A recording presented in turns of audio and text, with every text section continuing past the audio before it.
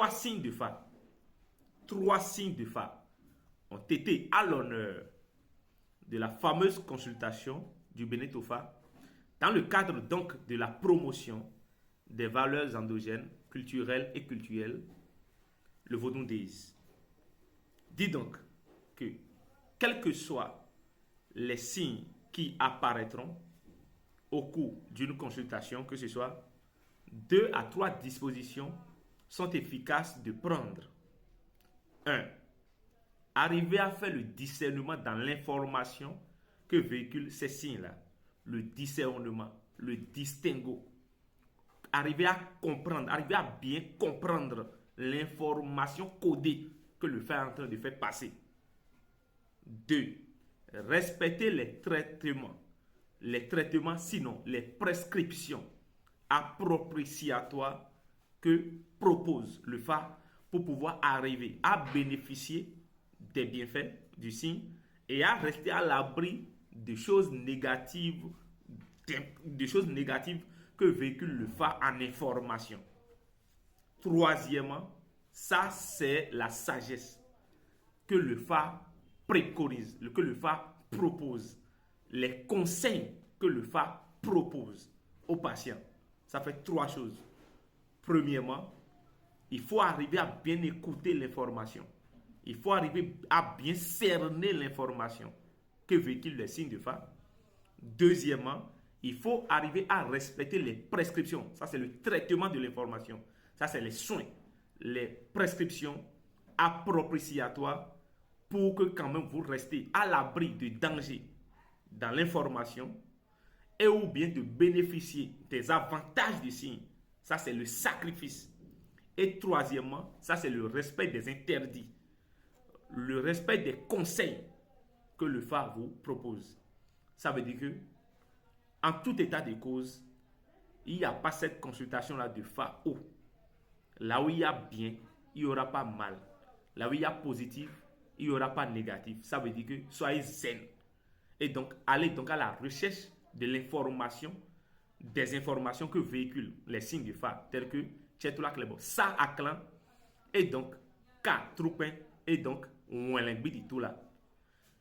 Alors, en résumé, les signes de Fa tels que Tchetula Klebo, Sa Aklan, disent de faire très attention dans les actes que nous posons, nos manières de nous comporter dans la société, au point de ne pas nous faire prendre par la mort.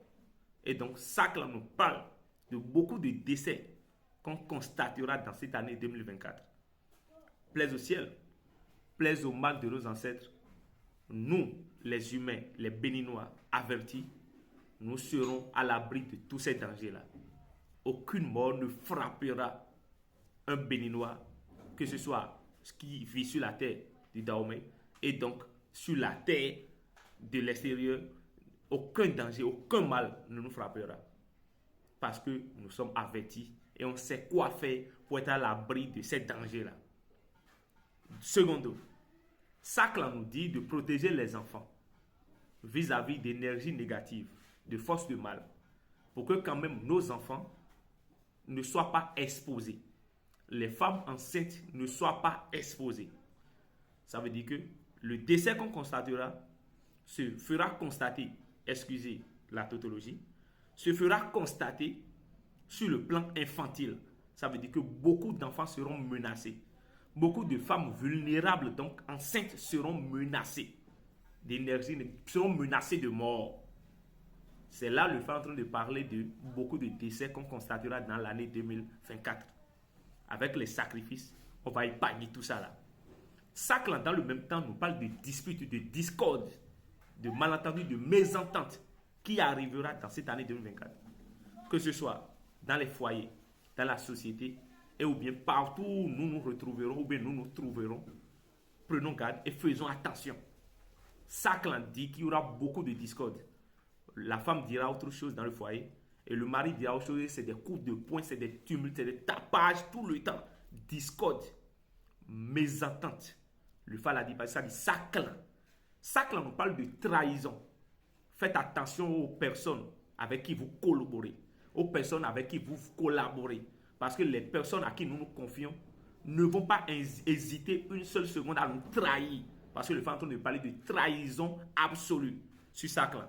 Saclan parle de trahison absolue, de confiance aveugle qu'on fera à des personnes, même dans nos familles, dans la société et partout. Et donc ces personnes-là maintenant vont se retourner contre nous ou bien n'hésiteront pas à nous tromper. Ça veut dire que quoi? Des personnes qui vont d'abord vous côtoyer, vous comprendre vos secrets et après maintenant vont se retourner contre vous. Ça veut dire qu'en réalité vos ennemis, vous les entretenez à l'heure actuelle et vous ne savez même pas. Ça dit qu'on est en train de donner à manger à nos ennemis à l'heure actuelle.